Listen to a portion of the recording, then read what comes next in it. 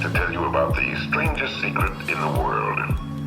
Some years ago, the late Nobel Prize-winning Dr. Albert Schweitzer was being interviewed in London, and a reporter asked him, "Doctor, what's wrong with men today?" And the great doctor was silent a moment, and then he said, "Men simply don't think." It's about this that I want to talk with you. We live today in a golden age. This is an era that man has looked forward to, dreamed of, and worked toward for thousands of years. But since it's here, we pretty well take it for granted.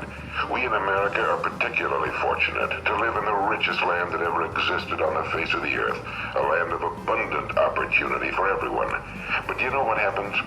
Well, let's take 100 men who start even at the age of 25. Do you have any idea what will happen to those men by the time they're 65?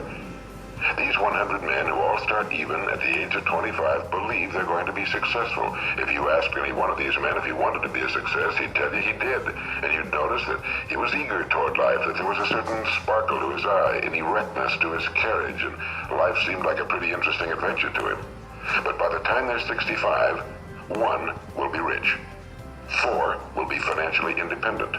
5 will still be working. 54 will be broke. Now think a moment. Out of the 100, only 5 make the grade. Now why do so many fail?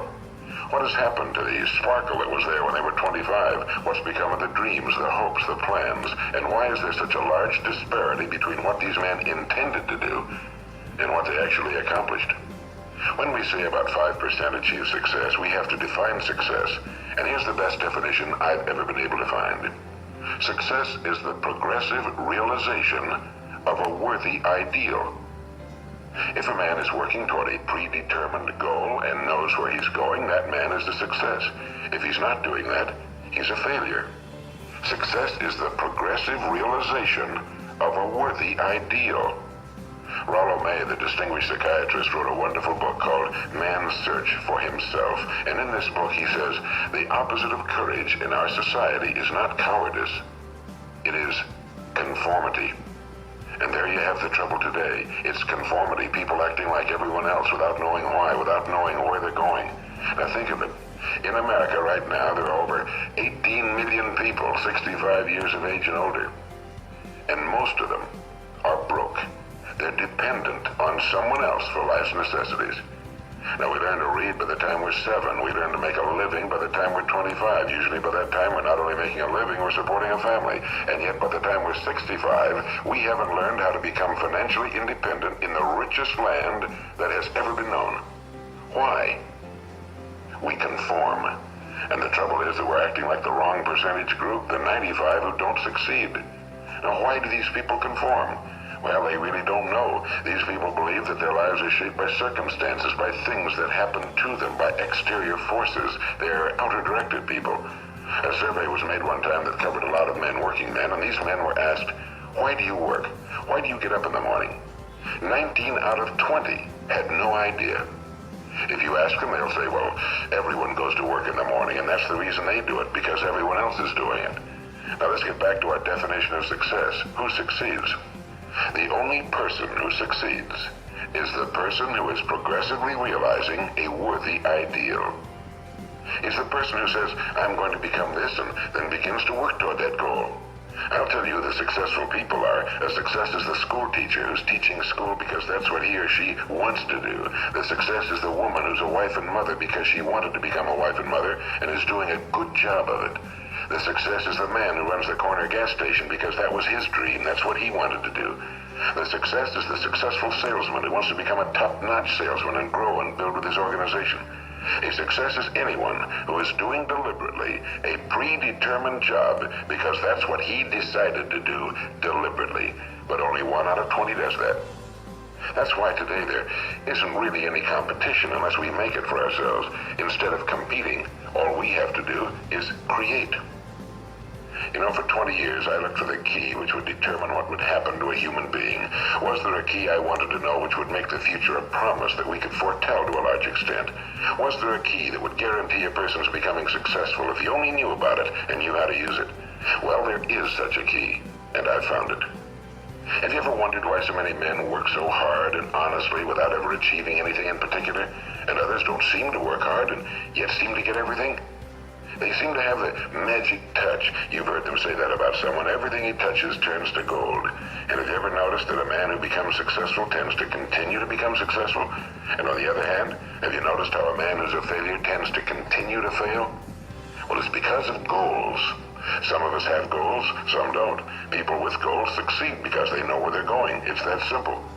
Think of a ship leaving a harbor, and think of it with the complete voyage mapped out and planned. The captain and crew know exactly where it's going and how long it'll take. It has a definite goal.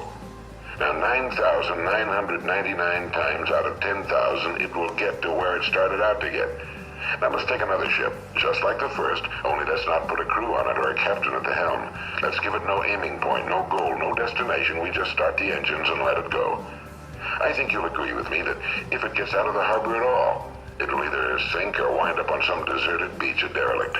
It can't go anyplace because it has no destination and no guidance, and it's the same with a human being. Take the salesman, for example. There's no other person in the world today with the future of a good salesman. Selling is the world's highest paid profession, if we're good at it, and if we know where we're going. Every company needs top-notch salesmen, and they reward those men. The sky's the limit for them. But how many can you find? Someone once said the human race is fixed, not to prevent the strong from winning, but to prevent the weak from losing. The American economy today can be likened to a convoy in time of war. The entire economy is slowed down to protect its weakest link, just as the convoy had to go at the speed that would permit its slowest vessel to remain in formation. That's why it's so easy to make a living today. It takes no particular brains or talent to make a living and support a family today. So we have a plateau of so-called security, if that's what a person's looking for. But we do have to decide how high above this plateau we want to aim. Now let's get back to the strangest secret in the world, the story that I wanted to tell you today. Why do men with goals succeed in life and men without them fail? Well, let me tell you something which, if you really understand it, will alter your life immediately. If you understand completely what I'm going to tell you from this moment on, your life will never be the same again. You'll suddenly find that good luck just seems to be attracted to you. The things you want just seem to fall in line, and from now on you won't have the problems, the worries, the gnawing lump of anxiety that perhaps you've experienced before. Doubt, fear, well, they'll be things of the past. Here's the key to success and the key to failure. We become what we think about. Now let me say that again. We become what we think about. Throughout all history, the great wise men and teachers, philosophers and prophets have disagreed with one another on many different things. It's only on this one point that they are in complete and unanimous agreement. Listen to what Marcus Aurelius, the great Roman emperor, said. A man's life is what his thoughts make of it. Disraeli said this. Everything comes if a man will only wait. I brought myself by long meditation to the conviction that a human being with a settled purpose must accomplish it, and that nothing can resist a will that will stake even existence for its fulfillment. Ralph Waldo Emerson said this, a man is what he thinks about all day long. William James said, the greatest discovery of my generation is that human beings can alter their lives by altering their attitudes of mind. And he also said, we need only in cold blood act as if the thing in question were real, and it will become infallibly real by growing into such a connection with our life that it will become real. It will become so knit with habit and emotion that our interest in it will be those which characterize belief. He also said, if you only care enough for a result, you will almost certainly attain it. If you wish to be rich, you will be rich. If you wish to be learned, you will be learned. If you wish to be good, you will be good. Only you must then really wish these things and wish them exclusively, and not wish at the same time 100 other incompatible things just as strongly. In the Bible, you read in Mark 9:23, if thou canst believe, all things are possible to him that believeth. My old friend Dr. Norman Vincent Peale put it this way. This is one of the greatest laws in the universe. Fervently do I wish I had discovered it as a very young man. It dawned upon me much later in life, and I found it to be one of the greatest, if not my greatest discovery outside of my relationship to God. The great law, briefly and simply stated, is that if you think in negative terms, you will get negative results. If you think in positive terms, you will achieve positive results. That is the simple fact, he went on to say, which is at the basis of an astonishing law of prosperity and success. In 3 words, believe and succeed.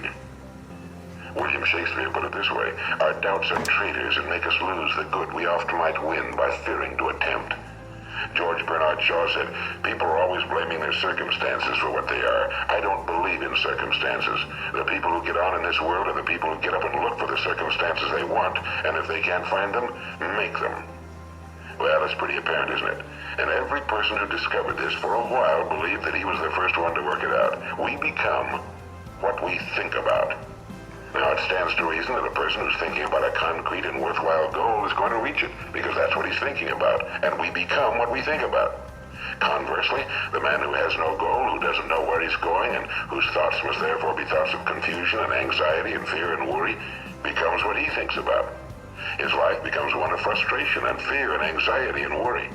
And if he thinks about nothing, he becomes nothing. Now, how does it work? Why do we become what we think about? Well, I'll tell you how it works as far as we know.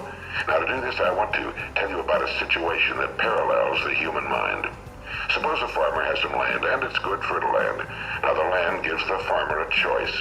He may plant in that land whatever he chooses. The land doesn't care. It's up to the farmer to make the decision.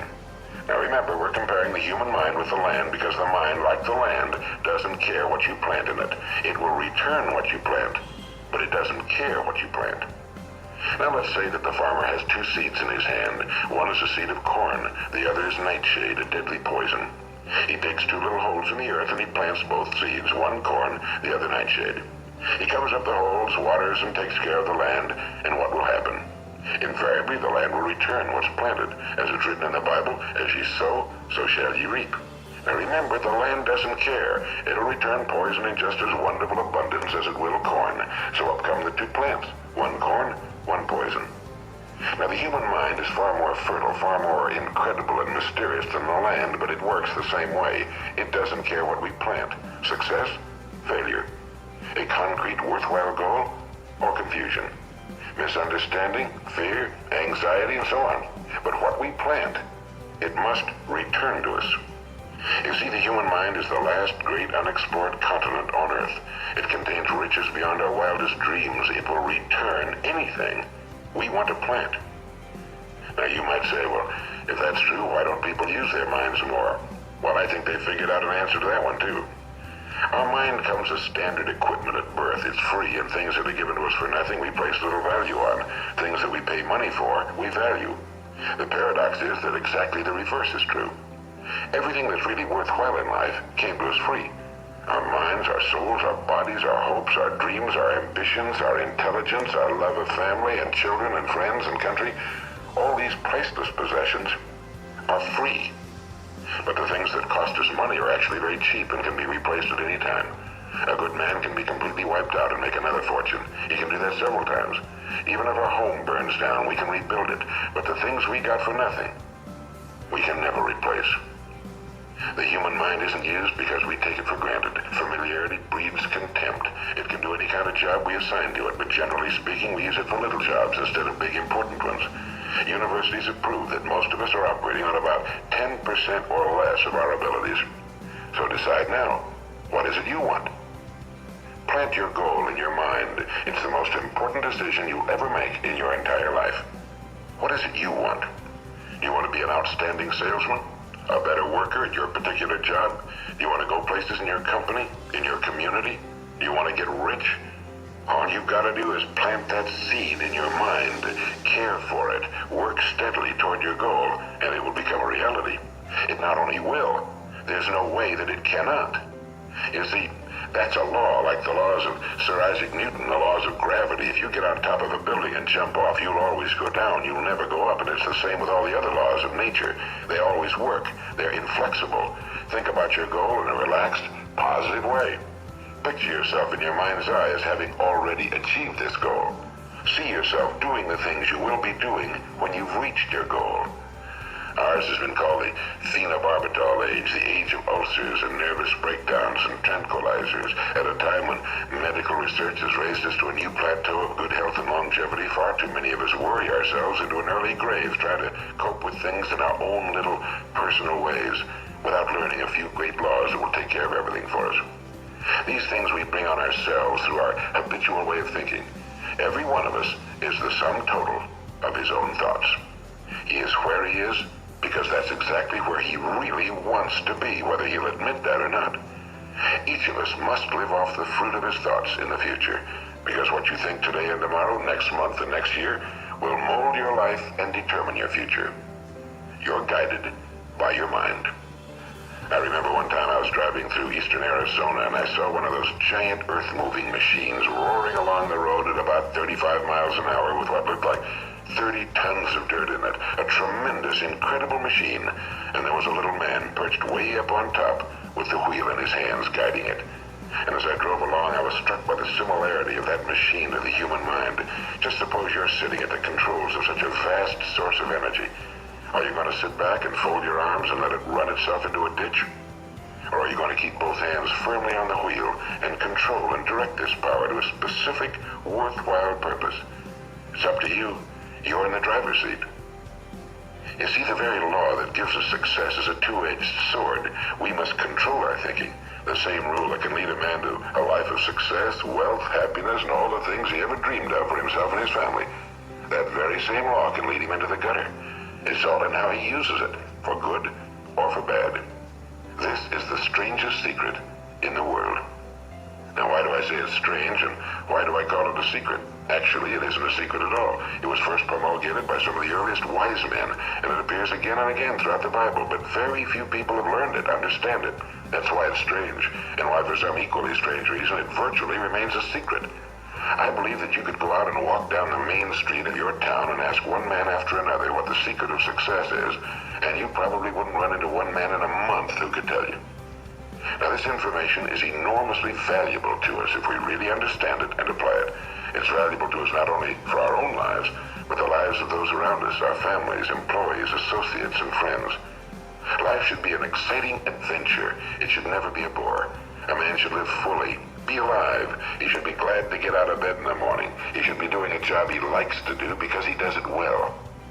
One time I heard Grove Patterson, the great late editor-in-chief of the Toledo Daily Blade, make a speech, and as he concluded his speech, he said something I've never forgotten. He said, "My years in the newspaper business have convinced me of several things. Among them, that people are basically good, and that we came from someplace, and we're going someplace. So we should make our time here an exciting adventure. The architect of the universe didn't build a stairway leading nowhere." And the greatest teacher of all, the carpenter from the plains of Galilee, gave us the secret time and time again. As ye believe, so shall it be done unto you. I've explained the strangest secret in the world and how it works.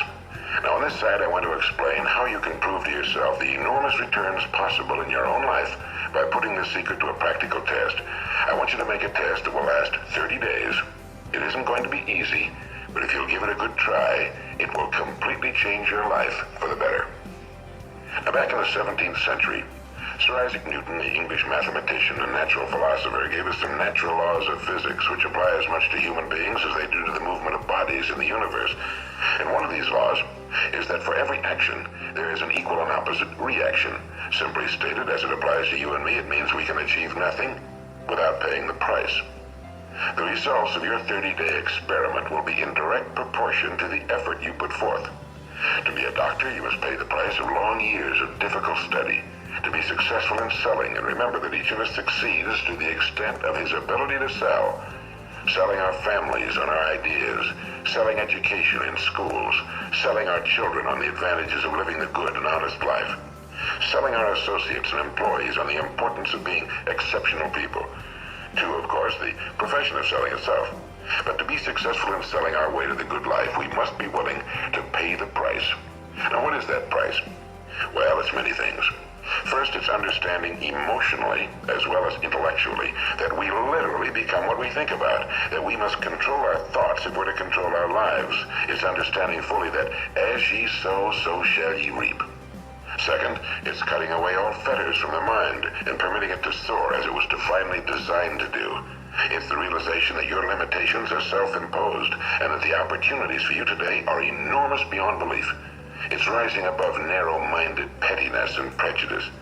And third, it's using all your courage to force yourself to think positively on your own problem, to set a definite and clearly defined goal for yourself, to let your marvelous mind think about your goal from all possible angles, to let your imagination speculate freely upon many different possible solutions, to refuse to believe that there are any circumstances sufficiently strong to defeat you in the accomplishment of your purpose, to act promptly and decisively when your course is clear, and to keep constantly aware of the fact that you are, at this moment, standing in the middle of your own acres of diamonds, as Russell Conwell used to point out.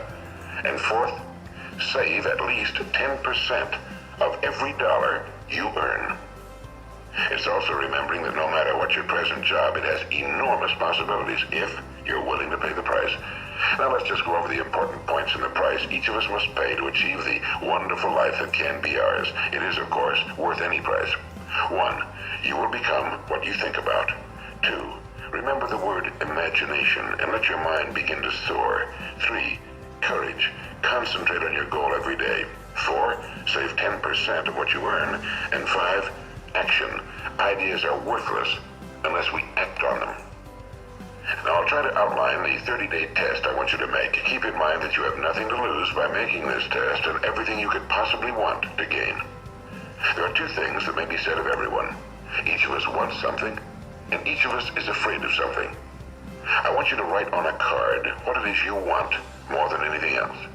It may be more money. Perhaps you'd like to double your income or make a specific amount of money. It may be a beautiful home. It may be success at your job. It may be a particular position in life. It could be a more harmonious family. Each of us wants something. Now write down on your card specifically what it is you want. Make sure it's a single goal and clearly defined. You needn't show it to anyone, but carry it with you so that you can look at it several times a day. Think about it in a cheerful, relaxed, positive way each morning when you get up, and immediately you have something to work for, something to get out of bed for, something to live for. Look at it every chance you get during the day and just before going to bed at night. And as you look at it, remember that you must become what you think about, and since you're thinking about your goal, you realize that soon it will be yours. In fact, it's yours really the moment you write it down and begin to think about it. Look at the abundance all around you as you go about your daily business. You have as much right to this abundance as any other living creature. It's yours for the asking. Now we come to the difficult part. Difficult because it means the formation of what is probably a brand new habit, and new habits are not easily formed. Once formed, however, it will follow you for the rest of your life. Stop thinking about what it is you fear. Each time a fearful or negative thought comes into your consciousness, replace it with a mental picture of your positive and worthwhile goal. And there'll come times when you'll feel like giving up. It's easier for a human being to think negatively than positively. That's why only 5% are successful. You must begin now to place yourself in that group. For 30 days, you must take control of your mind. It will think about only what you permit it to think about. Each day for this 30-day test, do more than you have to do. In addition to maintaining a cheerful, positive outlook, give of yourself more than you've ever done before. Do this knowing that your returns in life must be in direct proportion to what you give. The moment you decide on a goal to work toward, you're immediately a successful person. You are then in that rare and successful category of people who know where they're going. Out of every 100 people, you belong to the top 5. Don't concern yourself too much with how you're going to achieve your goal. Leave that completely to a power greater than yourself. All you have to do is know where you're going. The answers will come to you of their own accord and at the right time. Remember these words from the Sermon on the Mount, and remember them well. Keep them constantly before you this month of your test. Ask, and it shall be given you. Seek, and ye shall find. Knock, and it shall be opened unto you. For every one that asketh receiveth, and he that seeketh findeth, and to him that knocketh it shall be opened. It's as marvelous and as simple as that.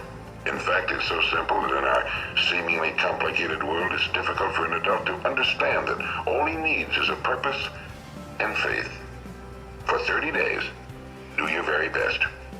If you're a salesman, go at it as you've never done before, not in a hectic fashion, but with the calm, cheerful assurance that time well spent will give you the abundance in return you deserve and want.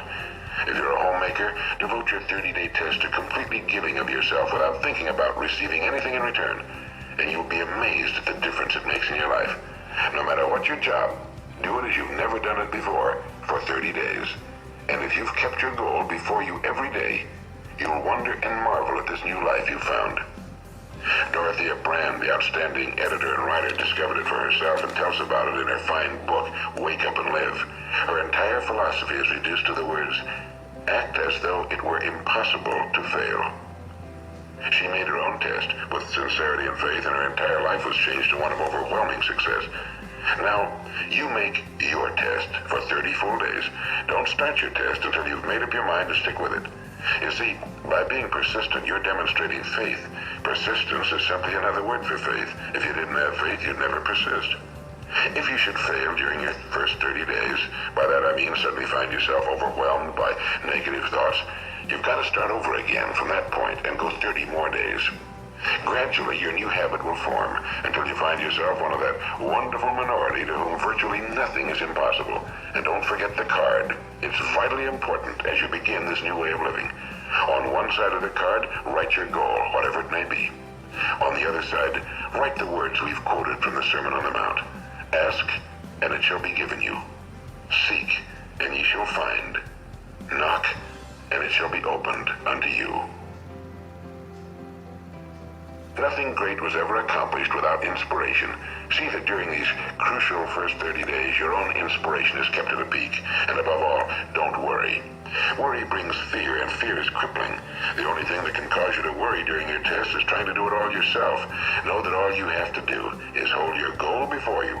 Everything else will take care of itself. Remember also to keep calm and cheerful. Don't let petty things annoy you and get you off course. Now, since making this test is difficult, some will say, why should I bother? Well, look at the alternative. No one wants to be a failure. No one really wants to be a mediocre individual. No one wants a life constantly filled with worry and fear and frustration. Therefore, remember that you must reap that which you sow. If you sow negative thoughts, your life will be filled with negative things. If you sow positive thoughts, your life will be cheerful, successful, and positive. Now, gradually, you'll have a tendency to forget what you've heard on this recording. Play it often. Keep reminding yourself of what you must do to form this new habit. Gather your whole family around at regular intervals and listen to what's been said here. You know, most men will tell you that they want to make money without understanding the law. The only people who make money work in a mint. The rest of us must earn money. This is what causes those who keep looking for something for nothing or a free ride to fail in life. The only way to earn money is by providing people with services or products which are needed and useful. We exchange our time and our product or service for the other man's money. Therefore, the law is that our financial return will be in direct proportion to our service. Now, success is not the result of making money. Making money is the result of success, and success is in direct proportion to our service. Most people have this law backwards. They believe that you're successful if you earn a lot of money. The truth is that you can only earn money after you're successful. It's like the story of the man who sat in front of the stove and said to it, "Give me heat, and then I'll add the wood." How many men and women do you know, or do you suppose there are today, who take the same attitude toward life? There are millions. We've got to put the fuel in before we can expect heat. Likewise, we've got to be of service first before we can expect money. Don't concern yourself with the money. Be of service, build, work, dream, create. Do this and you'll find there's no limit to the prosperity and abundance that will come to you. Prosperity, you know, is founded upon a law of mutual exchange. Any person who contributes to prosperity must prosper in turn himself. Sometimes the return will not come from those you serve, but it must come to you from someplace, because that's the law. For every action, there is an equal and opposite reaction. As you go daily through your 30-day test period, remember that your success will always be measured by the quality and quantity of service you render, and money is a yardstick for measuring this service. No man can get rich himself unless he enriches others. Now, there are no exceptions to a law. You can drive down any street in America and from your car estimate the service that's being rendered by the people living on that street. Had you ever thought of this yardstick before? It's interesting. Some, like ministers and priests and other devoted people, measure their returns in the realm of the spiritual, but again, their returns are equal to their service. Once this law is fully understood, any thinking person can tell his own fortune. If he wants more, he must be of more service to those from whom he receives his return. If he wants less, he has only to reduce his service. This is the price you must pay for what you want. If you believe you can enrich yourself by deluding others, you can end only by deluding yourself. It may take some time, but just as surely as you breathe, you'll get back what you put out. Don't ever make the mistake of thinking you can avert this. It's impossible. The prisons and the streets where the lonely walk are filled with people who tried to make new laws just for themselves. We may avoid the laws of man for a while, but there are greater laws that cannot be broken. An outstanding medical doctor recently pointed out 6 steps that will help you realize success. 1. Set yourself a definite goal. 2. Quit running yourself down. 3. Stop thinking of all the reasons why you cannot be successful and instead think of all the reasons why you can. 4.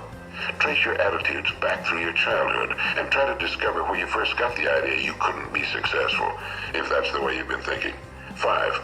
Change the image you have of yourself by writing out a description of the person you would like to be. And 6. Act the part of the successful person you have decided to become. The doctor who wrote those words is a noted West Coast psychiatrist, Dr. David Harold Fink.